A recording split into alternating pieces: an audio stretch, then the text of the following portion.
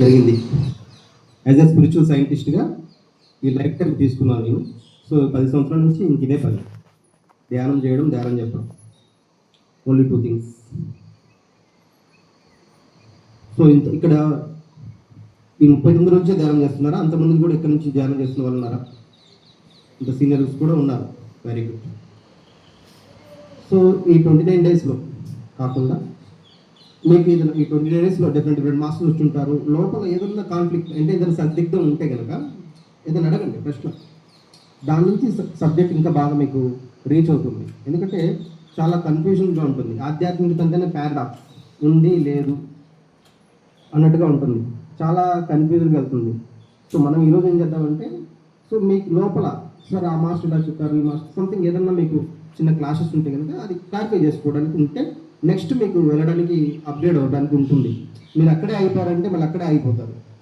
So అలా ఏమన్నా ఉంటే కనుక రైజ్ యువర్ హ్యాండ్, మీకు ప్రశ్న ఏదైనా ఉంటే అడగండి, దాని మీద క్లారిఫికేషన్ చేసుకుందాం. లేదంటే వీ కెన్ స్టార్ట్ మనం రెగ్యులర్గా మనం సత్సంగం లాగా చేసుకుందాం.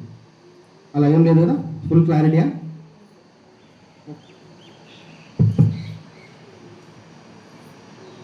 సార్ ఇది ఎట్లా అంటే, పోయిన జన్మలో నేను తప్పు చేసిన, ఆ పోయిన జన్మలో నేను తప్పు చేసిన, ప్రారంధ కర్మ, సంచిత కర్మ, ఆగమిక కర్మ, ఇట్లా కర్మతోటి మనం పుట్టినాం.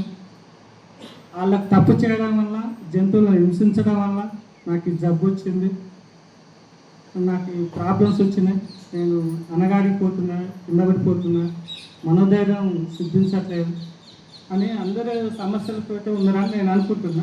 అదే క్వశ్చన్ అందరిలో ఉందో లేదో నాకు తెలియక నాకు వచ్చిన క్వశ్చన్ అడుగుతున్నా. దేవుడు నేనే అని చెప్తుంది, చేసేది నేనే అంటుండు, చేయించేది నేనే అంటుండు. భగవద్గీతల శ్రీకృష్ణుడు అర్జున్ తోటి, ఇక్కడ ఎదురుగా నిలబడ్డ వాళ్ళందరూ నా బంధువర్గం, నేను వాళ్ళతో యుద్ధం చేయలేను. ఈ అస్త్రాలను నేను స్పందించలేను, నేను యుద్ధమే చేయలేను.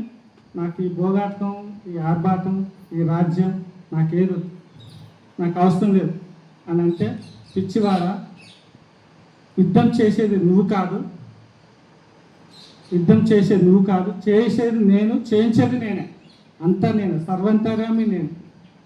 నువ్వు కార్యదీక్షతోటి ముందుకు నడు, యుద్ధం చేయాల్సిందే, లేకపోతే విజయమో వీర స్వర్గమో అని చెప్పింది శ్రీకృష్ణుడు. అదే పేరు చేసుకొని మన భూమి మీదకి కర్మలు తీసుకొని బయటకు వచ్చేసినట్టు